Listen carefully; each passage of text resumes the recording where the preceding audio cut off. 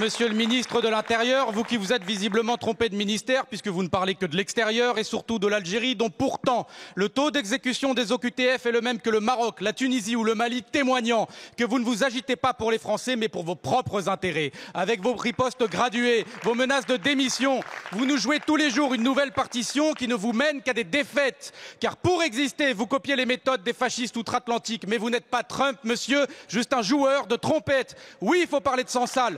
Nous avons tous appelé à sa libération, mais l'escalade des tensions lui nuit gravement. Et la vérité, c'est que Retailleau est en train de le sacrifier pour gagner son congrès. Vous dites agir pour la France, mais comment peut-on prétendre défendre la France en piétinant ses lois, en piétinant des droits, en piétinant la foi de millions de Français musulmans?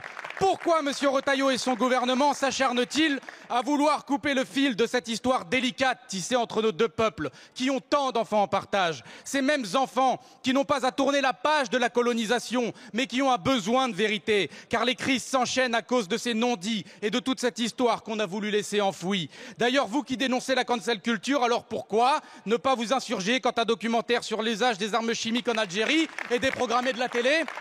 Monsieur le Premier ministre, votre gouvernement n'est pas à la hauteur de notre histoire commune, pas à la hauteur de ces Algériens qui ont fait couler leur sang à Monte Cassino ou dans le débarquement de Provence, pas à la hauteur de nos anciens qui ont mêlé leur sueur dans les mines et les usines de toute la France.